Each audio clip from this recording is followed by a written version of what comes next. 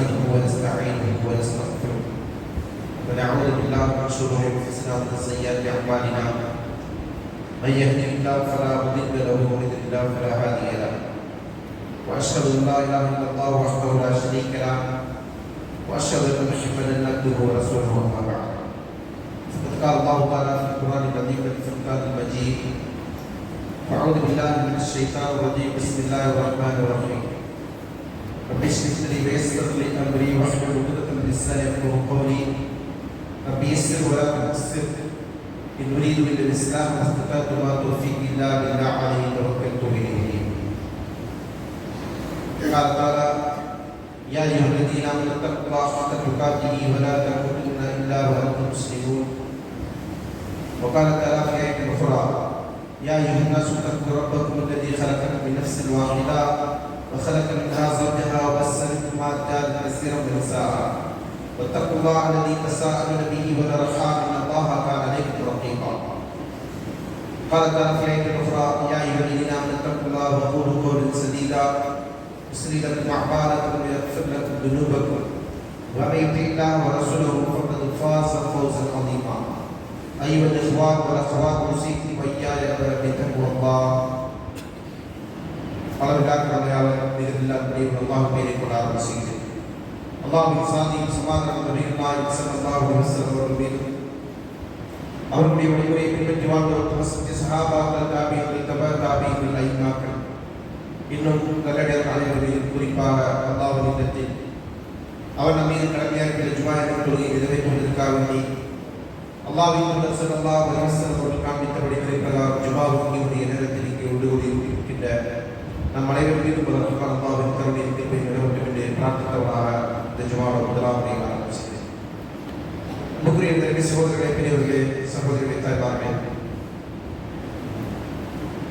நாம் வாழ்ந்து கொண்டிருக்கின்ற இந்த உலகத்தில் ஏராளமான குழப்பங்கள், ஃபித்னாக்கள், சோதனைகள் இருந்து கொண்டிருப்பதை நாம் கண்கூடாக கண்டு வாழ்கிறோம். இந்த உலகத்தில் இருந்து கொண்டிருக்கின்ற குழப்பங்களை விட்டு பாதுகாக்கப்பட்டவர்கள் வெற்றியாளர்கள் என்றுதான் சொல்ல வேண்டும். ஏனென்றால் ஒரு மனிதன் வழிகட்டி செல்வதற்குரிய அத்தனை சூழல்களும் அவனோடு இருந்து கொண்டிருக்கிறது, அவனை சுற்றிலும் இருந்து கொண்டிருக்கிறது, அவனோடும் இருந்து கொண்டிருக்கிறது என்கிற ஒரு நிலையை நாம் வாழ்கிறோம். இதன் காரணமாக நம்முடைய வருங்கால தலைமுறை அவர்கள் எப்படி ஆகிவிடுவார்கள், என்ன அவர்களுக்கு நேரம் போகிறது என்பதை பற்றிய கவலை பெற்றோர்களை மாற்றிக் கொண்டிருக்கிறது என்பது ஒரு நிதர்சனமான உண்மை. நாளை என்னுடைய மகன் ஒழுக்கமுள்ளவனாக மார்க்கத்தை பேணி நடக்கக்கூடியவனாக இருப்பானா, அல்லது இந்த சமூகத்தை ஆட்சி படைத்துக் கொண்டிருக்கின்ற மது போதை வஸ்துக்கள் என்கிற தீமைக்கு அவன் ஆளாகி விடுவானா? அதே போன்று என்னுடைய மகன் அவனுடைய கற்பை பேணி ஒழுக்கத்தோடு வாழ்வானா, இல்லை இந்த சமுதாயத்தில் இருந்து கொண்டிருக்கின்ற பல அசிங்கங்கள் அதிலே இவன் அகப்பட்டு விடுவானா என்கிற ஒரு அச்சம் பெற்றோர்களை அவருடைய உள்ளத்தில் இருந்து கொண்டு கவலையோடு செய்து கொண்டிருக்கிறது. இப்படிப்பட்ட சூழ்நிலையில் இந்த நம்முடைய வருங்கால தலைமுறை நல்ல பிள்ளையாக வளர வேண்டும் என்று சொன்னார். அதற்கு நம்முடைய பங்களிப்புகள் என்னவாக இருக்க வேண்டும், நாம் எப்படிப்பட்ட முன்னேற்பாடுகளை அதற்கு செய்ய வேண்டும், எந்த விதமான முன்னேற்பாடு நாம் செய்யாமல் என் பிள்ளை நல்லவனாக வேண்டும், என் மகள் நல்லவனாக இருக்க வேண்டும் என்று நாம் எதிர்பார்ப்பதனால் மட்டும் எதுவும் நடந்துவிடாது என்பதை நாம் நினைவில் கொள்ள கடமைப்பட்டிருக்கிறோம். ஒரு தலைமுறை சிறந்ததாக வளர வேண்டும் என்று சொன்னால் அந்த தலைமுறையை வழிகாட்டுகின்றவர்கள், வழிநடத்தக்கூடியவர்கள் அவர்கள் நல்லவர்களாக இருக்க வேண்டும். அவர் நல்லவர்களாக இல்லாமல் இருந்து கொண்டு வருங்கால தலைமுறை மட்டும் நல்லதாக வளர வேண்டும் என்று ஆசைப்படுவது என்பது ஒரு பகல் கனவாகத்தான் முடியும். சில பெற்றோர்கள் திருமணம் செய்கிற போது, திருமணத்திற்கு பின்னர் பிள்ளை பெற்றெடுத்து வளர்க்கிற போது அவர்கள் கொள்ளுகின்ற ஆசை என்ன? என் பிள்ளை சாலிகான பிள்ளையாக வளர வேண்டும். என் மகள் சாலிகான மகளாக இருக்க வேண்டும். இப்படி என்ன செய்வாங்க? தந்தையும் தாயும் ஆசைப்படுகிறார்கள். இப்படி ஆசைப்படுகின்ற அந்த தந்தையும் தாய் பார்த்து நாம் கேட்கிறோம், நீங்கள் சாலிகான தந்தையாக இருக்கிறீரா? நீங்கள் சாலிகான தாயாக இருக்கிறீர்களா என்று கேட்டால் அவருடைய பதில் என்ன? இல்லை, நாங்களும் கெட்டு போயிட்டோம், என் பிள்ளை கெட்டு போயிடுவோம். எப்படி? அப்படி பதில் என்ன? நான் கெட்டு குடிச்சவராயிட்டேன், என் பையன் கெட்டு விடக்கூடாதுன்னு நான் நினைக்கிறேன். தந்தை ஆசைப்படுகிறார்.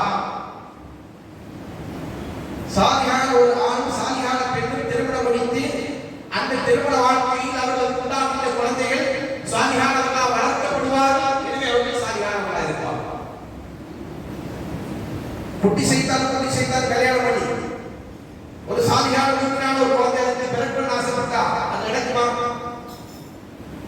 பழமொழி சொல்லுவாங்க, அவரை விதைத்தால் அவரை முளைக்கும், துவர வளர்க்காது இல்லையா? எது விதைக்கிறோமோ அதுதான் அறுவடை செய்ய முடியும். அறுவடை நாம் விதைக்கிறது ஒன்று, அறுவடை செய்வதை எதிர்பார்ப்பது ஒன்று என்றால் நடக்குமா என்றால் நடக்காது.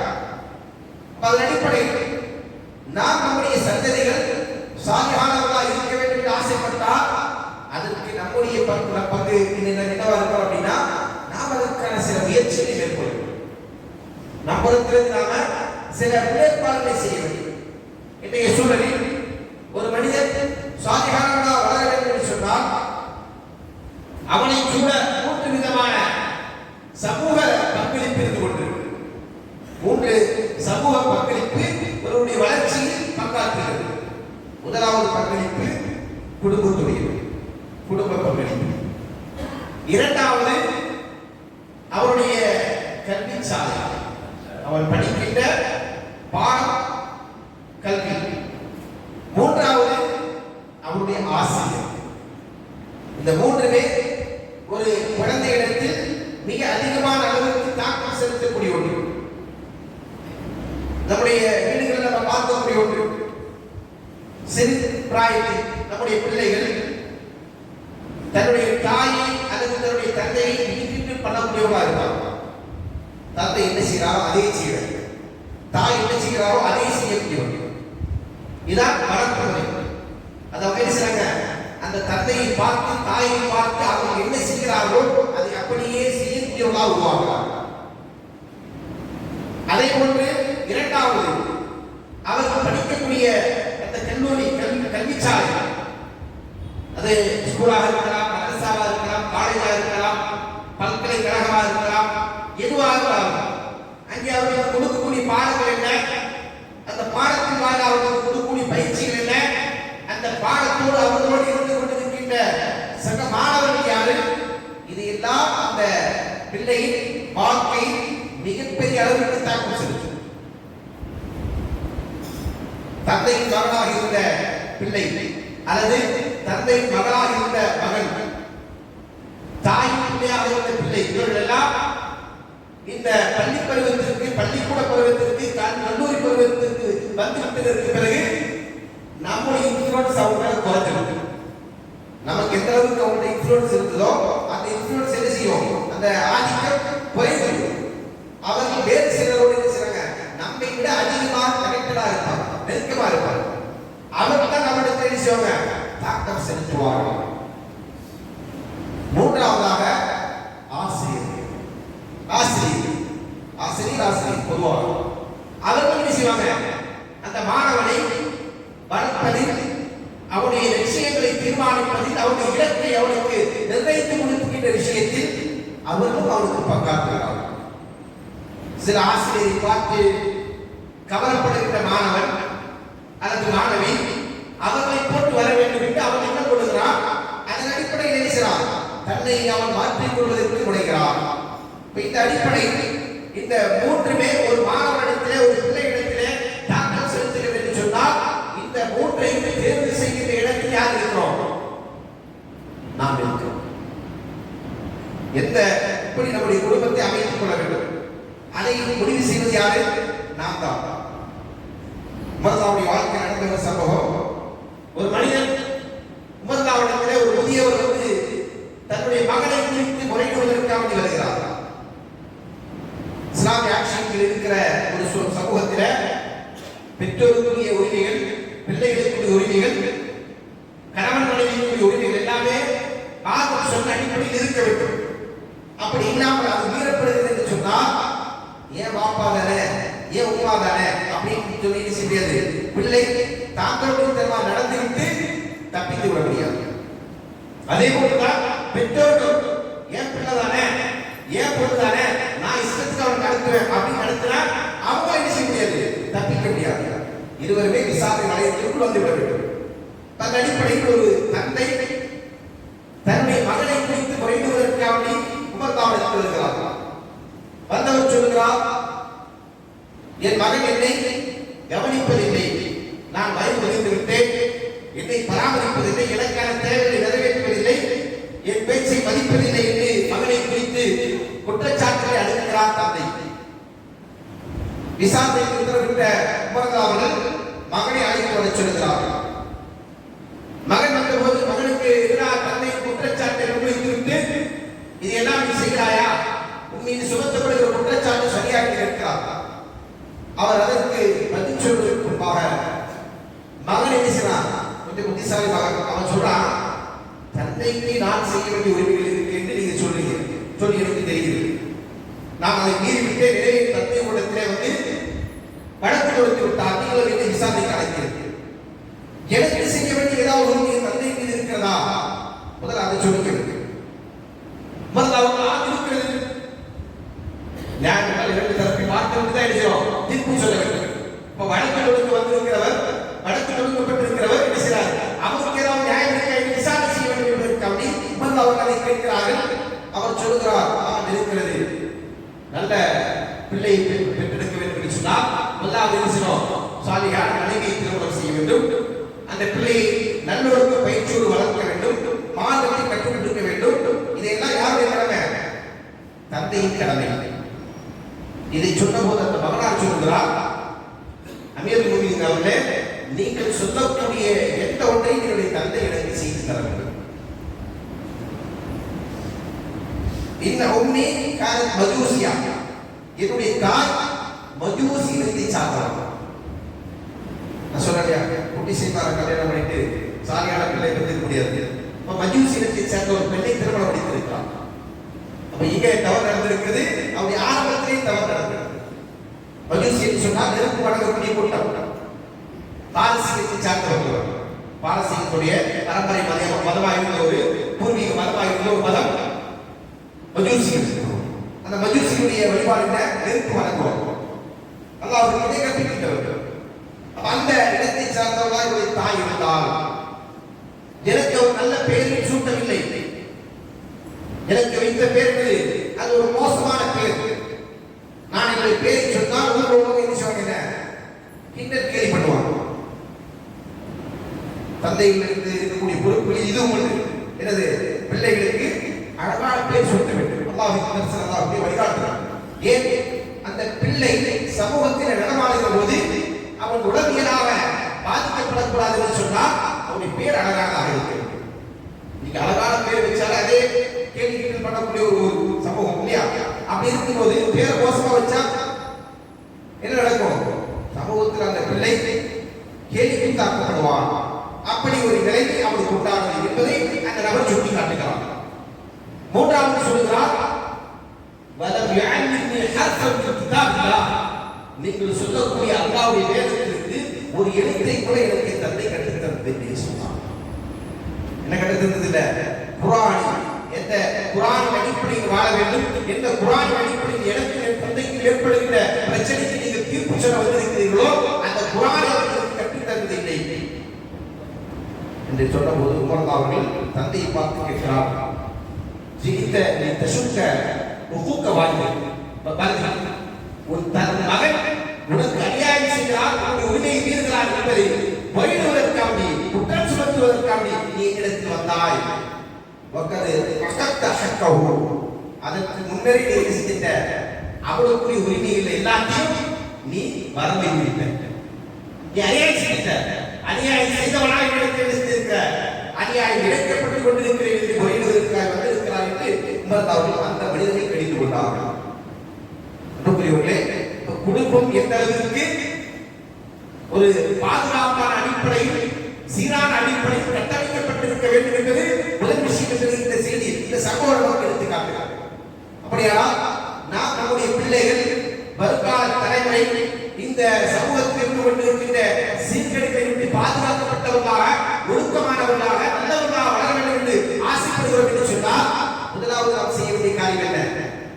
நம்முடைய குடும்பத்தை நல்ல குடும்பமாக நாம் கட்டமைக்க வேண்டும். அதான் முதன்மையான காரியம். அதனால்தான் ஒரு குடும்பம் தான் ஒரு பிள்ளையை அவன் நல்லவனாக வளர்வதில் மிகப்பெரிய பங்காற்றுகிறது. அந்த பங்களிப்பு தான் மிக முக்கியமானது. பல அடிப்படையில் ஒரு சாதியான குடும்பம் தன்னுடைய பிள்ளைகளுக்கு இதையெல்லாம் போதிக்க வேண்டும் என்று சொன்னால் முதலாவது அந்த குழந்தைக்கு அடிப்படையாக கொண்டிருக்கின்ற கொள்கையை போதிக்க வேண்டும். கலிமத்து தௌஹீத் லா இலாஹ இல்லல்லாஹ் என்கிற கலிமாவை நாம் தான் நம்முடைய பிள்ளைகளின் உள்ளங்களில் ஊட்ட வேண்டும். அதாவது நம்பிக்கை, நாம் இந்த அகிலத்தை படைத்த இலாஹ் ஒருவன் இருக்கிறான், ரப் ஒருவன் இருக்கிறான், அந்த ரப்பை வழிபட கடமைப்பட்டவர்கள், அவனை வணங்குவதற்காக நாம் படைக்கப்பட்டிருக்கிறோம், நம்முடைய வாழ்க்கையின் இறுதியான லட்சியம் அவனுடைய பொருத்தத்தை பெறுவது என்கிற அடிப்படையில் தௌஹீதை அவர்களுக்கு போதிக்க வேண்டும். அதே போன்று அல்லாஹ்வின் மீதான நேசத்தை நாம் நம்முடைய பிள்ளைகளுக்கு வழங்க வேண்டும். அல்லாஹ்வை நேசிக்கக்கூடியவர்களாக நம்முடைய பிள்ளைகள் இருக்க வேண்டும். அல்லாஹ்வின் தூதர் ஸல்லல்லாஹு அலைஹி வஸல்லம் அவர்கள் ஸலாஸமன் குன்ன ஃபீஹி வஜத ஹலாவத்துல் ஈமான், மூன்று விஷயங்கள் யாரிடத்தில் இருக்கிறதோ அவன் ஈமானுடைய சுவையை சுவைத்துவிட்டான் என்று சொன்னார். அதில் ஒன்று என்ன? ஐயக்கூன் அல்லாஹ் வ ரசூலுஹு அஹப்பு இலைஹி மிம்மா சிவாஹுமா, அல்லாஹ்வும் அல்லாஹ்வுடைய தூதர் அவர்களும் வேறு அனைத்து எல்லாவற்றையும் விட அவர்களுக்கு மிகவும் பிரியமானதாக இருக்கிறது. அப்ப அந்த ஈமானின் சுவையை யார் ஊட்ட வேண்டும்? பெற்றோராகிய நாம் நம்முடைய பிள்ளைகளுக்கு ஊட்ட வேண்டும். அல்லாஹ்வை நேசிக்க வேண்டும், அல்லாஹ்வின் தூதரை நேசிக்க வேண்டும். அரபியில் சொல்வார்கள், இன்னல் முஹிப்ப லிமன் யுஹிப்பு முத்திஉ, யார் ஒருவரை நேசிக்கிறாரோ நேசிக்கின்ற நபர், நேசிக்கப்படுகின்ற நபருக்கு கட்டுப்படக்கூடியவனாக நேசிக்கக்கூடியவன் இருப்பான். அல்லாஹ்வை நேசிக்கிறோம் என்று சொன்னால் நம்முடைய பிள்ளைகள் யாருக்கு கட்டுப்படுவாங்க? அல்லாஹ்வுக்கு கட்டுப்படுவாங்க. அல்லாஹ்வின் தூதரை நேசிக்கிறார்கள் என்று சொன்னால் நம்முடைய பிள்ளைகள் அல்லாஹ்வின் தூதருக்கு கட்டுப்படுவாங்க. இந்த கட்டுப்படுதலை அல்லாஹ்வை நேசிப்பதன் அடிப்படையில், அல்லாஹ்வின் தூதரை நேசிப்பதன் அடிப்படையில் நம்முடைய பிள்ளைகளின் உள்ளங்களில் ஊட்ட வேண்டிய பொறுப்பு கடமை யாரிடத்தில் இருக்கிறது? பெற்றோராகிய நம்மிடத்தில் இருந்து கொண்டிருக்கிறது, அந்த குடும்பத்தின் மீது இருந்து கொண்டிருக்கிறது. அல்லாஹ் தஆலா குர்ஆனிலே நபிமார்களை பற்றி சொல்லுகிற போது அவர்கள் தன்னுடைய பிள்ளைகளுக்கு கொடுத்த உபதேசத்தை அல்லாஹ் தஆலா சொல்லி காட்டுகிறார். இப்ராஹிம் அலைஹிஸ்ஸலாம் அவர்கள் தன்னுடைய பிள்ளைகளுக்கு வசியத் செய்தார்கள், உபதேசித்தார்கள். அதே போன்று யாக்கூப் அலைஹிஸ்ஸலாம் அவருடைய மகனார், அவருடைய பேரமகனாகிய யாக்கூப் அலைஹிஸ்ஸலாம் அவர்கள் செஞ்சாங்க, அவருடைய பிள்ளைகளுக்கு வசியத் செய்தார்கள். என்ன வசியத் செஞ்சாங்க? யா புனை இன்னல்லாஹ் அஸ்தஃபா லக்கும் தீன ஃபலா தமூதுன்ன இல்லா வ அன்தும் முஸ்லிமூன். மக்களே, அல்லாஹ் உங்களுக்கு ஒரு தீனை தேர்ந்தெடுத்து தந்திருக்கிறான், அல்லாஹ் உங்களுக்கு ஒரு மார்க்கத்தை தந்திருக்கிறான். ஃபலா தமூதுன்ன இல்லா வ அன்தும் முஸ்லிமூன், நீங்கள் முஸ்லிம்களாக மரணிக்கிறார்கள். நீங்கள் முஸ்லிமா வாழ வேண்டும், முஸ்லிமா மரணிக்க வேண்டும் என்கிற அடிப்படை கோட்பாட்டை செய்றாங்க. நபி யாக்கூப் அலைஹிஸ்ஸலாம் அவர்கள் தம்முடைய பிள்ளைகளுக்கு உபதேசம் செய்தார்கள். அந்த உபதேசம் யார் செய்தது? நபி இப்ராஹிம் அலைஹிஸ்ஸலாம் அவருடைய பிள்ளைகளுக்கு செய்தது. அபுல் அம்பியா, அம்பியாக்களின் தந்தை என்று போற்றக்கூடிய நபி இப்ராஹிம் அலைஹிஸ்ஸலாம் அவர்கள் தம்முடைய பிள்ளைகளுக்கு கொடுத்த வசியத்து அது அப்படியே என்ன செய்றாங்க? அல்லாஹ் அவருடைய பிள்ளைகள் யாரு? இஸ்மாயில் அலைஹிஸ்ஸலாம் அவர்கள் நபி, இசாக் அலைஹிஸ்ஸலாம் அவர்கள் நபி, இசாக் அலைஹிஸ்ஸலாமுடைய மகன் தான் யாரு? யாக்கூப் அலைஹிஸ்ஸலாம் அவர்கள் நபி. நபியாக இருக்கக்கூடிய அந்த பெற்றோர்கள் நபியாக இருந்த வருகின்ற நம்முடைய பிள்ளைகளுக்கு இதுதான் உபதேசமாக கொடுத்திருக்கிறார்கள் என்று சொன்னால் நாம் நம்முடைய பிள்ளைகளுக்கு இந்த உபதேசத்தை எந்த அளவுக்கு கொடுக்க கடமைப்பட்டிருக்கிறோம். அதே போன்று அல்லாஹ் தஆலா ஒரு நல்லடியாரை பற்றி அல்குர்ஆனில் பேசுகிறார், சொல்லி காட்டுகிறார். லுக்மான் அலைஹிஸ்ஸலாம் அவர் தன்னுடைய பிள்ளைகளுக்கு என்னெல்லாம் வசியத் செய்தார், தன்னுடைய மகனுக்கு அவர் செய்த உபதேசம் என்ன? சூரத்துல் லுக்மான் அத்தியாயத்தை பேசுகிறோம். தந்தையா இருந்து கொண்டிருக்கின்ற நல்ல தந்தையா இருக்கின்ற ஒவ்வொரு படிக்க கடமைப்பட்டிருக்கின்றவர்கள், நான் ஒரு நல்ல தந்தை என்று சொன்னால் எனக்கு அந்த சூழல் தெரிய வேண்டும். தெரிந்தாதான் நான் செய்வேன். என்னுடைய நல்ல தந்தையா இருப்பதற்கு எனக்கு என்ன தகுதியோ அந்த தகுதியை நான் வளர்த்துக் கொள்ள முடியும். அந்த தகுதியின் அடிப்படை என்னுடைய மகளிடத்தில் நான் அந்த உபதேசத்தை நிறைவேற்ற இது கால் உட்பான் அல்லாஹ் சொல்லி காட்டுறான். உஸ்மான் அலைஹிஸ்ஸலாம் அவர்களுடைய மகளிடத்திலே உபதேசம் செய்கிற போது அவர் சொன்னார், யா புனை லா துஷ்ரிக் பில்லாஹ், என் அருமை மகளே, அல்லாஹ்வுக்கு எந்த ஒன்றை இணையாக்கி விடாதே.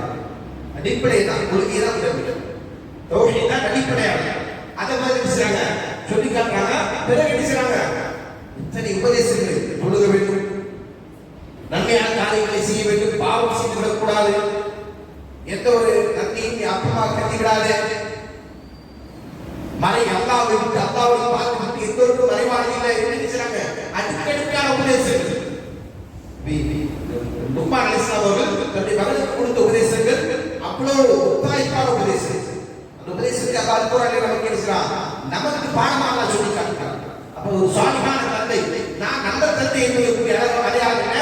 அந்த சூரா எனக்கு தெரிய வேண்டும், அந்த சூறாவிலே சொல்லப்படுகிற உபதேசங்களை நான் விளக்க வேண்டும், அது என்னுடைய பிள்ளைகளுக்கு கொடுக்க வேண்டும். அப்படி கொடுத்தால்தான் நாம் பேசுகிறோம் ஒரு சாலிஹான சமுதாயத்தை வளர்க்கின்ற தந்தையாக இருக்கும். அது நம்முடைய கடமை. இந்த அடிப்படையில் ஒரு சாலிஹான பிள்ளை வளர்வதற்கு முதன்மையான பங்களிப்பு யார் என்று கேட்டால் கொடுக்கும் பெற்றோர் தான். அது முதன்மையாக அந்த பெற்றோர் தான் அவருடைய அமானிதம். அல்லாஹ் நமக்கு தந்திருக்கின்ற மிகப்பெரிய செல்வம். அல்லாஹ் தஆலா இதை கொடை என்று சொல்லி காட்டுகிறார். யஹபு லிமன் யஷாஉ இனாஸா வ யஹபு லிமன் யஷாஉ ذُكُرًا أو يزوجهم ذُكْرَانًا وإناثًا ويجعل من يشاء عقيما. அல்லாஹ் தஆலா என்ன சொல்றாரு இந்த வசனத்துல? அல்லாஹ் சொல்றார், அல்லாஹ் அவன் நாடுகின்றவர்களுக்கு பெண் குழந்தை அன்பளிப்பா தருகிறான். பெண் பிள்ளைகளை அல்லாஹ் அன்பளிப்பா தருகிறான். அல்லாஹ்வுடைய கொடை. இரண்டாவது அல்லாஹ் சொல்றான், இன்னும் அவன் நாடுகின்றவர்களுக்கு ஆண் குழந்தைகள் அல்லாஹ் என்ன செய்றான்? அன்பளிப்பா தருகிறான். மேலும் அவன் யாருக்கு நாடுகிறானோ விசபிது துக்ரான மைனாசா, ஆண் பிள்ளை பெண் பிள்ளை ரெண்டுமே சேர்த்து கொடுக்கிறான். பார்க்கலாம் இல்லையா? திருமணமாகி எத்தனையோ தம்பதிகள் அவருக்கு ரொம்ப உண்மையாவே பிறக்கும். அவங்க செய்வாங்க, ஆம்பளை பிள்ளை கிடைச்சாங்க, அடுத்த பிள்ளை ஆம்பளை பிள்ளை ஏதோ இவங்கதான் பிளான் பண்ண மாதிரி நினைச்சுவாங்க, முயற்சி பண்ணுவாங்க. சில பேருக்கு நடக்கிறது என்று சொன்னால் நல்லா அப்படின்னா நடக்காமலே போகும். 10 பிள்ளை கொடுத்து 10 பொம்பளை பிள்ளை பிடிச்சா, அதே மாதிரி 10 பிள்ளை கொடுத்து 10 ஆம்பளை பிள்ளை. இப்படி சில வீடுகள் எடுத்தீங்கன்னா சரி சரி 5 பொம்பளை பிள்ளை 5 ஆம்பளை பிள்ளை இல்லையா? 2 ஆம்பளை பிள்ளை 2 பொம்பளை பிள்ளை இப்படி என்ன செய்யணும்? கணக்கில் பார்க்கலாம். அதையும் தாண்டி சில பேர் அதான் சொன்னா யாரை நாடுகிறாரோ அவர்களை எல்லாம் மரணா ஆக்கி விடுகிறான், பிள்ளை பேர் அற்றவன் ஆக்கி விடுகிறான். இன்னைக்கு நம்ம நகரங்களின் வீதிகளிலே அதிகமாக பார்க்கின்ற காட்சி என்ன? அதிகமாக பார்க்கின்ற விளம்பரம் என்னதுன்னா சேர்க்கை கருத்தரிப்பு மையம். குழந்தை இல்லையா, வாங்க ஒரு 20 லட்சம் ரூபாய் செலவு பண்ணுங்க, நாங்க உங்களுக்கு பேசுறோம். ஒரு குழந்தை உருவாவதற்கான மருத்துவத்தை செய்யறோம். அதுல ஏராளமான மோசடிகள் வேற நடக்குது. அது அந்த சப்ஜெக்ட் மட்டும் பேசும்போது நம்ம பேச முடியும். அதுக்குள்ள நடந்து கொண்டிருக்கிற திட்டு கொள்ளுகள் என்ன, ஹராம், பல பச்சையான ஹராம்கள் அதுல நிறைய நடக்கிறது. அப்படியான விஷயங்கள். அப்ப இது போன்ற என்ன செய்யறோம்? பிள்ளை இல்லாதவர்கள் பல ஆயிரங்கள் லட்சங்கள் செலவழித்துக் கொண்டு அதற்கு முயற்சிக்கிறாங்க. ஆனா அல்லாஹ் என்ன செய்திருக்கிறாங்க? நமக்கு வழங்கி இருக்கிறாங்க. அந்த அல்லாஹ்வுடைய நியமத் பெரிய நியமத். அல்-மால் வல்-பனூன ஸீனத்துல் ஹயாத் துன்யா. செல்வமும் பிள்ளைகளும் இந்த உலக வாழ்க்கையில் நடந்தார்கள். ஒருவருக்கு செல்வம் இருக்கு, பிள்ளை இல்லை, அது அவருக்கு பெரிய இழப்பு இல்லையா? பெரிய இழப்பு, பெரிய நஷ்டம். பிள்ளை செல்வம் தான் பெரும் செல்வம் என்று சொல்லுவார்.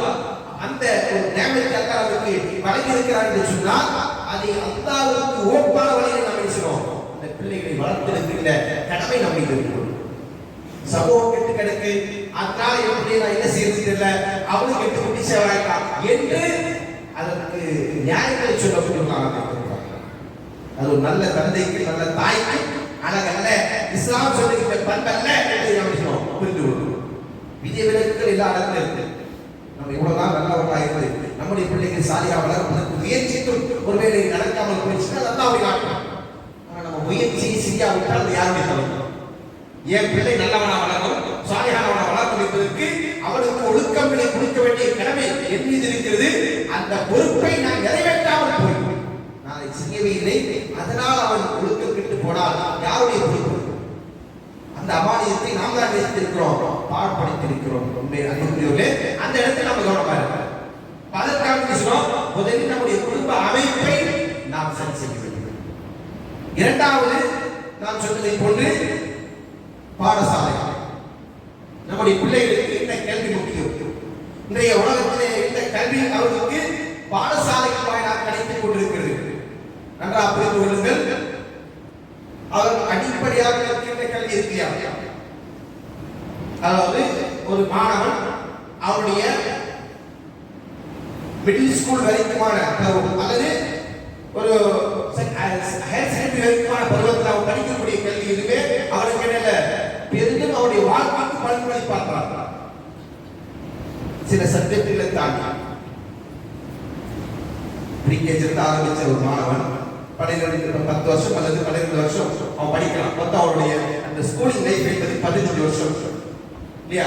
15 வருஷம் இந்த ஸ்கூல் லைஃப்ல அவன் படிக்கக்கூடிய பெரும்பகுதி விஷயங்கள் அவனுக்கு எந்த விதத்திலும் அவனுடைய வாழ்க்கையோடு தொடர்புடையதல்ல. இங்கிலீஷ், மேத்ஸ், இந்த 2 சப்ஜெக்ட். அதை தாண்டி அவனுடைய படிக்கக்கூடிய சப்ஜெக்ட்கள்ல சிலது அவனுடைய என்டையர் லைஃப், அவனுடைய என்டையர் கரிக்குலம், அவன் படிக்கக்கூடிய நெக்ஸ்ட் லெவல்ல அவனுக்கு என்ன செய்யும், அது அவனுக்கு பாடமா இருக்கு. +2 முடிச்சுட்டு வந்து என்ன செய்யலாம், மெடிக்கல் சயின்ஸ் சூஸ் பண்ணலாம் அப்படின்னா அப்ப அவனுக்கு என்ன செய்யும், அவன் படிச்ச அந்த சயின்ஸ் சம்பந்தப்பட்ட சப்ஜெக்ட்கள் அவனுக்கு தேவைப்படும். அவன் மெடிக்கல் சயின்ஸ் தேர்ந்தெடுக்கல, இன்ஜினியரிங் தேர்ந்தெடுக்கலாம், அப்ப அவனுக்கு என்னது, அப்ப அவன் படிச்சதுல சில சப்ஜெக்ட்கள் அவனுக்கு தேவையில்லாது. இப்படி மாறி அப்ப இந்த இடத்துல நாம் எந்த பருவத்தில் அந்த பிள்ளைகளுக்கு என்ன மாதிரியான கல்வி கொடுக்கும், எந்த ஸ்கூலை நாம் தேர்ந்தெடுக்கிறோம். இன்னைக்கு இருக்கக்கூடிய எல்லா ஸ்கூல்களும் மார்க்கத்தை கற்றுக்கூடிய, குரானை கற்றுக் கொடுக்கக்கூடிய அமைப்பு இருக்கிறதா என்று கேட்டா இல்ல. சொன்னால் பெரும்பகுதி பள்ளிக்கூடங்களில் அந்த பிள்ளைகள் தொழுவதற்கு பாலிகால பருவ வயது அடைந்திருக்கின்ற ஆண் பிள்ளைகள், பெண் பிள்ளைகள் தொழுவதற்கான அனுமதி கொடுக்கப்படுகிறது. ஏன் ஜுமாவுக்கு கூட அவர்கள் செல்வதற்கு ஒரு ஊருக்கு போயிருந்த சுத்துபாவுக்கு, இந்த ஊர்ல சுத்துபாவுடைய நேரத்தை சொல்லி அந்த குறிப்பிட்ட நேரத்தில் முடிச்சிருங்க அப்படின்னு அவங்க ஒரு கண்டிஷன் சொன்னாங்க. அதுக்கு என்ன காரணம் சொன்னாங்கன்னா, அந்த ஊர்ல இருக்கிற ஸ்கூலுடைய பேரை சொல்லி, அந்த ஸ்கூல் வந்து இஸ்லாமிக் ஸ்கூல் இல்ல, முஸ்லீம் ஸ்கூல் இல்ல, முஸ்லீம் நிர்வாகம் நடத்துற ஸ்கூல் கிடையாது, முஸ்லீம் அல்லாதவர்களால் நடத்தப்படுகிற ஸ்கூல். ஆனா அங்கே படிக்கக்கூடிய மாணவர்கள் ஜுமா தொழ வேண்டும் என்பதற்காக அவங்க என்ன செய்றாங்க, அந்த நேரத்தில் வேன் ஸ்கூல்ல இருந்து வேன் அரேஞ்ச் பண்ணிட்டு அந்த வேன்ல வந்து என்ன செய்வாங்க, ஜுமாவுடைய வந்து ஸ்கூலுக்கு பள்ளிக்கு கொண்டு டிராப் பண்ணிடுவாங்க குழந்தைங்க. ஜுமா முடிச்சு அந்த டைம் என்ன செய்யறவங்க ஆசிரியர்கள், அதாவது அவங்கள பொறுப்பேற்று வரக்கூடிய ஆசிரியர்கள் அந்த மாணவர்களும் செய்வாங்க, முடிச்சு ஸ்கூலுக்கு போனோம், கிளாஸ் ஸ்டார்ட் பண்ணணும், அதனால என்ன செய்யாதுங்க, தாமதப்படுத்தாதீங்க அப்படின்னு ஒரு கண்டிஷன் சொல்றாங்க. மாஷா அல்லாஹ், அதுவே பெரிய விஷயம். ஆனா இன்னைக்கு எத்தனை ஸ்கூல் அந்த மாதிரி இருக்கு. முஸ்லிம்களால் நடத்தப்படுகிற ஸ்கூலில் கூட என்ன செய்யறது இல்லை. நம்முடைய பிள்ளைகளுக்கு ஜுமாவுடைய வந்து தொழுகை கிடைக்கணும் என்பதற்கான ஏற்பாடு கேட்டா கிடையாது என்று சொல்லக்கூடிய நிறைய நிலைமை இருக்கு. அது போன்ற கல்விச்சாலைகளை நாம் நம்முடைய பிள்ளைகளுக்கு தேர்ந்தெடுக்கிறோம் என்று சொன்னால் நாம் எதற்கு முன்னுரிமை கொடுக்கிறோம்? நம்முடைய பிள்ளை எதை படிக்க முதல்ல நான் சொன்னேன், அகீதாவை படிக்க வேண்டும், மார்க்கத்தின் ஒழுக்கங்களை கற்க வேண்டும், குர்ஆனை கற்க வேண்டும். அதுதான் ஆரம்ப கல்வி, முதன்மையான கல்வி. இந்த கல்விக்கு பின்னர் தான் இந்த உலகத்துக்கு நமக்கு தேவையான கல்வி. இரண்டால் இந்த கல்வி குர்ஆன் சார்ந்த மார்க்கம் சார்ந்த கல்வி என்பது துனியாவிற்கும் தேவை, ஆகிரத்துக்கும் தேவை. இது இரு உலகத்திற்கான கல்வி. மற்ற நம்ம கல்வி படிக்கிறோம், அது எதற்காக? உலகத்திற்கான கல்வி. அதனால சொன்னேன், அதுல சில சப்ஜெக்டுகள் படிச்சு முடிச்ச பிறகு அவங்களுக்கு எதுக்கு படிச்சோன்னு தெரியாது, ஏன் படிச்சோன்னு தெரியாது, படிச்சு கொடுத்தவங்களுக்கும் தெரியாது. ஏன்னா எந்த விதத்திலும் அவருடைய வாழ்க்கை செய்யாது. எட்டு சுரக்காய் கொண்டு பொதுவாக சொல்வதை போன்று எந்த விதத்திலும் அவருடைய வாழ்க்கை எதிர்த்து செய்யப்படாது, சம்மதப்படாது. இப்படி உள்ள விஷயங்களை தான் அதிகமாக சொல்லுங்க சிரத்தை எடுத்து கற்றுக்கொண்டிருக்கிறோம். எனவே அன்புக்குரியவர்களே, நாம் நம்முடைய பிள்ளைகளுக்கு கல்வியை கொடுக்கிற போது மார்க்கம் சார்ந்த ஒழுக்கத்துடன் கூடிய கல்வியை நாம் தேர்ந்தெடுக்கிறோம். அதான் நம்ம நினைக்கிறோம். என் பிள்ளை யாராக்கணும், என் பிள்ளையை முஸ்லிமா வளர்ப்பது, அதுதான் நம்முடைய கடமை. அதற்குரிய கல்வி சூழல் எங்க இருக்கிறது,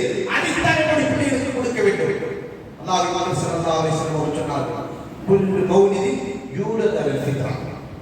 பிறக்கக்கூடிய எல்லா குழந்தைகளும் ஃபித்ரா இயற்கை நெறியில் பிறக்கிறது. ஃபித்ரா என்று சொன்னால் இயற்கை மார்க்கம், இயற்கை நெறி அது பிறக்கிறது. ஃபஅபவாஹு யுஹவ்விதானி அவ் யஸ்ரானி அவ் மஜ்ஸானி. ஆனால் அவருடைய பெற்றோர்கள் தான் என்ன சொன்னாங்க, அந்த பிள்ளையை யூதனாக, கிறிஸ்தவனாக, மஜூசி நெருப்பை வணங்கக்கூடியவனாக வளர்த்திருக்கிறார்கள்.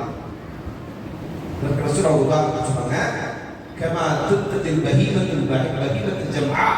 இப்படி ஒரு கால்நடை அதை போன்ற ஒரு கால்நடையை எந்த குறைமற்றதா பெற்றெடுக்கிறதோ அதே மாதிரி தான் மனுஷன் பெற்றெடுக்கிறதோ. கால்நடையை பொறுத்தவரையில் அதோட இயல்பு இன்னைக்கா மாறவே மாறும். இவ்வாறு நமக்கு நாகரிகம் தெரிந்ததற்கு முன்னாலும் சரி, தெரியறதுக்கு முன்னாடியான காலகட்டமாக இருந்தாலும் சரி, கால்நடைகளுடைய அவருடைய லைஃப் ஸ்டைல் மாற்றிருக்காங்க. மாத்துறது இல்லை. அதான் ரசூலுல்லாஹ் சொன்ன உதாரணம் அளவுக்கு ஆழமான தெரியும். ரசூலுல்லாஹ் எதற்கு அந்த உதாரணத்தை சொன்னாங்க, அவர் ஆழமான ஒரு கால்நடை அதனுடைய லைஃப் ஸ்டைலை மாற்றி இருந்தா மாத்தாங்க. வெஜிடேரியனா இருக்கக்கூடிய மிருகங்கள் வெஜிடேரியன் தான் எல்லா காலத்திலும். நான்வெஜ்ஜா இருக்கக்கூடிய மிருகங்கள் நான்வெஜ் தான். எந்த மிருகமும் நாகரிகம் வளர்ந்திருக்க காலமாக இருக்கு என்பதற்காக அதனுடைய கோலத்தை மாற்றிக் கொண்டது கிடையாது. அது எப்படி படைக்கப்படுதோ அது படைக்கப்பட்ட இயற்கையே வாழ்ந்து கொண்டிருக்கிறது. அப்படித்தான் மனிதன் இருக்க வேண்டும். அதான் இஸ்லாம். இஸ்லாம் அதை நமக்கு சொல்லுகிறது என்பதை சொல்லுகிறார். அப்படியானால் நம்முடைய பிள்ளைகளை யாராக வளர்ப்பது நம்முடைய கடமை. இன்னைக்கு நம்ம பல பெற்றோருக்கு கடவுள் என்ன கேட்டால், என் பிள்ளை டாக்டர், என் பிள்ளை இன்ஜினியர் ஆகலாம். படிக்கிறது எல்கேஜி படிக்கிறது அவங்க ஆரம்பிச்சிருவாங்க. இவன் டாக்டர், இன்ஜினியர், நீ அது IAS IPS. அவன் என்ன வளர்றானோ அது ரெண்டாவது. முதலாவது இதெல்லாம் அவன் இன்ஜினியர் ஆக வேண்டும், டாக்டர் ஆக வேண்டும், IAS ஆகும், IPS ஆகும். இதெல்லாம் அவனுடைய கதா கதிரில் இருந்தால், அவனுடைய விதி இருந்தால் மாற்றவே முடியாது. ஆய்வு யாரும் தடுக்க முடியாது. அதே நேரத்தில் அவனை இன்ஜினியராக டாக்டராக நம்முடைய கடமையாக இருந்தால் இல்லை, உங்களுடைய பிள்ளைகளை முஸ்லிமா வளர்ப்பதான் உங்களுடைய கடமை. நீங்க அவனை முஸ்லிமா வளர்க்காம அல்லாஹ்வை அங்கே நடக்கக்கூடியவனா, அல்லாஹ்வுடைய மார்க்கத்துக்கு கட்டுப்பட்டு நடக்கக்கூடியவனா அவனை மாற்றாமல் நீங்கள் அவனுக்கு உலகத்தில் கல்வியை கொடுப்பதன் மூலமா அவனை ஒரு நாத்திகனாக மாற்றிவிட்டீர்கள். நாத்திகனாக தெரியுங்களா? இன்னைக்கு ஃப்ரீ திங்கர்ஸ் என்று சொல்லக்கூடியவர்கள் இதெல்லாம் இன்னைக்கு சமூகத்தில் ஆட்டி படைத்துக் கொண்டிருக்கக்கூடிய பெரும் பிரச்சனைகள் உண்டு. கல்லூரிகள், பல்கலைக்கழகங்கள் எல்லாம் நிரம்பி காணப்படுகின்ற சிந்தனைகள் என்ன? நாங்கள்லாம் ஃப்ரீ திங்கர்ஸ், ஏத்திஸ்ட், நாத்திகம் பேசக்கூடியவர்கள். என்ன செய்யறாங்க? ஒரு கூட்டம் உருவாகி கொள்கிறது. அப்படி அவர்களை மாற்றிவிட்டு அல்லது மன இச்சையின் அடிப்படையில் நாம் வாழக்கூடிய அவர்களை மாற்றிவிட்டு அவரை நீங்கள் இன்ஜினியர் ஆகி என்ன செய்ய போறீர்கள், டாக்டராக என்ன செய்ய போறீர்கள்? பெரிய சாதனையா இது? அது உங்களுக்கு சோதனை. நாம் புரிந்து கொள்ள வேண்டும். அது நாம் நமக்கே தேடிக்கொள்கின்ற மிகப்பெரிய கை சேதம். நம்முடைய இலக்கு என்னவா இருக்கணும்? நாம் பிள்ளையை முஸ்லிமா வளர்ப்பது நம்முடைய இலக்கு. அதனால அல்லாஹ் ஒட்டுமொத்தமாக நமக்கு சொன்ன உபதேசத்தை நபிமார்கள் நம்முடைய பிள்ளைகளுக்கு கொடுக்கிறார்கள். நீங்கள் முஸ்லிமாக வந்து கூடாதீர்கள். அதான் வாழ்க்கை லட்சியமாக இருக்கும். அந்த லட்சியத்தின் அடிப்படையில் நம்ம சொல்லுவோம், நம்முடைய பிள்ளைகளை வளர்க்கிறது. இதுதான் நம்ம மீது கொண்டிருக்கிற மிகப்பெரிய பொறுப்பு. இதை உணர்ந்து கொள்கிறோம். இதை உணராமல் நாம் சென்று விட்டோமையானால் நம்முடைய பிள்ளைகள் நம்முடைய கை மீறி போனதற்கு பிறகு நாம் கவலைப்பட்டு எந்த பிரயோஜனம்? துணை பெற்றோர்கள் நாம் பார்க்கலாம். பிள்ளை வழிகட்டி போய்விட்டால், மகள் வழிகட்டி போய்விட்டால் அப்படின்னு சொன்னதற்கு பிறகு அவங்க சொல்லுவாங்க, கலக்குவாங்க. இதான் பிரயோஜனம் இருக்காங்க. ஏதாவது மாற்ற முடியுமா? தெரியாது. அதற்கு முன்னதாக நமக்கு எப்போது இந்த அமானியம் கொடுக்கப்பட்டிருக்கிறதோ அமானியத்தை நம்ம சொல்லுவோம் பாதுகாத்து தவறிவிடக்கூடாது. அது நம்முடைய முதன்மையான பொறுப்பு. அதை தவறிவிட்டதற்கு பிறகு நாம் பேசக்கூடாது, செயல்படுகிறவர்களா இருக்கக்கூடாது. எனவே அன்புக்குரியவர்களே, நாம் இந்த விஷயத்தில் மிக கவனமாக இருக்க வேண்டும். இன்றைய காலச்சூழல் மிக ஆபத்தானது. நம்முடைய சமுதாயத்தை சீர்குலைப்பதற்கான அத்தனை விதமான வேலைகள் இந்த சமுதாயத்திலே நடந்து கொண்டிருக்கிறது என்பதை நாம் கவனத்தில் கொண்டு நம்முடைய வருங்கால தலைமுறை நாம் பேசுகிறோம். சாலிஹான பிள்ளைகளாக வளர்க்கிறோம், நல்லவர்களாக வளர்க்கிறோம். என்னுடைய மௌத்துக்கு பிறகு எனக்கு பிரார்த்தனை செய்கின்றது. ஒரு மனிதன் இந்த உலகத்திற்கு செல்கின்ற பாக்கியங்களை மிகப்பெரியது என்று சொல்லிவிட்டு 3 விஷயங்களை எண்ணி சொன்னார்கள். அதில் ஒன்றுதான் வலது சாலிஹன் இதோடு பெற்றோருக்கு அப்படி பிரார்த்திக்கின்ற சாலிஹான் எனக்கு நன்மைகள் கிடைத்துக் கொண்டிருப்பதற்குரிய காரணங்கள் உண்டு. அப்ப அந்த அடிப்படையில் நம்ம பேசுறோம், நம்முடைய சந்ததிகளை நாம் இந்த உலகத்தில் பேசுகிறோம். நாம் பிள்ளைகளாக இருக்கக்கூடிய நாம் நம்முடைய பெற்றோருக்கு உபகாரம் நம்மால் எப்படி கிடைக்கணும்? நம்முடைய துஆவின் மூலமாக கிடைக்கணும். அவர்கள் இறந்து விட்டார்களா, கபருக்கு சென்றார்களா, இந்த உலகத்தில் இருக்கிற போது நமக்காக கஷ்டப்பட்டவர்கள், நமக்காக வேலை செஞ்சவர்கள், நமக்காக ரத்தம் சிந்தியவர்கள், அவர்களுக்கு நாம் செய்ய வேண்டிய கடமைகள் என்ன? அவருடைய மரணத்திற்கு பிறகு அவர்களுக்கு செய்கின்ற துஆ மட்டும்தான். வேறு எதையும் நம்மால் செய்ய முடியாது. பொருளாதாரம் இருந்தால் அந்த பொருளாதாரத்தை சதக்காவாக தர்மமாக கொடுத்து அவர்களுக்கு உபகாரம் செய்யலாம். இந்த ரெண்டு தான் நம்மளால முடியும், வேற எதுவுமே செய்ய முடியாது. அதுல தர்மங்களை காட்டிலும் சிறந்தது துஆ. அந்த துஆவை செய்யக்கூடிய பிள்ளைகளாக என் பெற்றோருக்கு, தாய்க்கு, தந்தை அவருடைய கபருடைய வாழ்க்கை அவர்களுக்கு இலகுவாக அமைவதற்கு, மறுமை வாழ்க்கையில் அவர்களுக்கு கேள்வி கிடைக்கின்ற சொர்க்கம் செல்வதற்கு, அவருடைய பாவங்கள் மன்னிக்கப்படுவதற்கு, அவர்கள் அறியாமல் செய்து போயிருக்கின்ற பாவங்கள் அவர்களுக்கு மன்னிக்கப்பட வேண்டும். அதற்காக அவர் அல்லாஹ்விடத்திலே குற்றவாளியாக தண்டிக்க கொடுக்கக்கூடியவர்களாக மாறிவிடக்கூடாது என்று சொன்னால், ஒரு பிள்ளை இங்கே உலகத்திலே வாழ்கின்ற போது அவன் செய்ய கடமைப்பட்டிருக்கின்ற விஷயம் என்ன? துஆ செய்வது. அதை செய்கின்ற பிள்ளைகளாக நாம் இருக்கிறோம். இதைதான் நம்முடைய வாழ்க்கை நிச்சயமாக கொள்ள வேண்டும். அப்படி வாழ்ந்தால்தான் நாம் நல்ல தலைமுறை உருவாக்க வேண்டும். அப்படிப்பட்ட ஒரு நல்ல தௌஃபீக்கினை உங்களுக்கு எனக்கு நாம் அனைவருக்கும் வழங்க வேண்டும் என்கிற பிரார்த்தனை துஆவை கொள்ளலாம் என்று யோசிக்கிறேன். கோடி கோடி அஸ்தக்ஃபிருல்லாஹ் வ அஸ்தக்ஃபிருல்லாஹ்.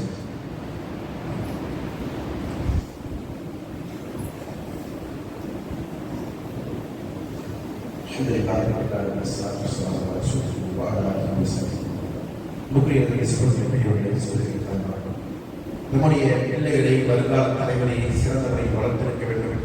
அவர்கள் எதிர்கொள்ளுகின்ற சவால்கள் ஏராளமானதாக இருக்கிறது. மீடியா அவர்களை பயன்படுத்தி, மீடியாவை நாம் பயன்படுத்துவதை விட மீடியாவை நம்மை வளர்ப்பை பயன்படுத்திக் கொண்டிருக்கின்ற ஒரு காலம்.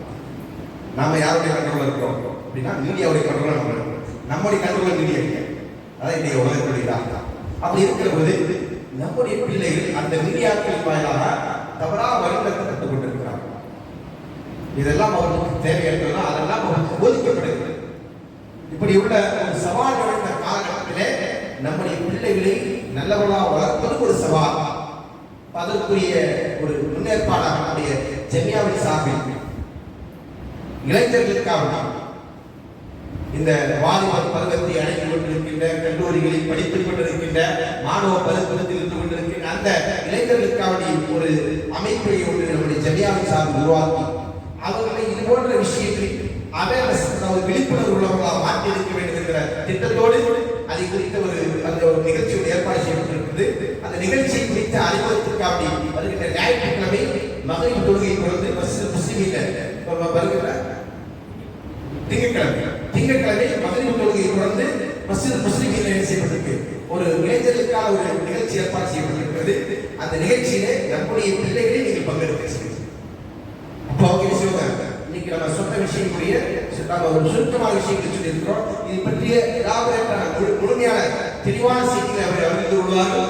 அதன் மூலம் நாம் எப்படி இந்த சமுதாயத்திலே இது போன்ற பித்தனாக்களை எதிர்த்து களமாக வேண்டும் என்பதை பற்றிய அறிமுகம் அவங்களுக்கு உண்டாகும், தெளிவு உண்டாகும். வருங்கால தலைமையினர் மூலம் நல்ல தலைவரை வார்த்தைகளுக்கு மொத்தம் அனைவருக்குரிய தோஃபிக்கினை வழங்கக்கூடிய நெரிசலை செல்லாய் ஒரு இஸ்லாமை தைவதற்கு வயதாரி வருஷம் சாய் வலிமுக வல்பாகி அவர்களுக்கு ததக்குறோம் வலது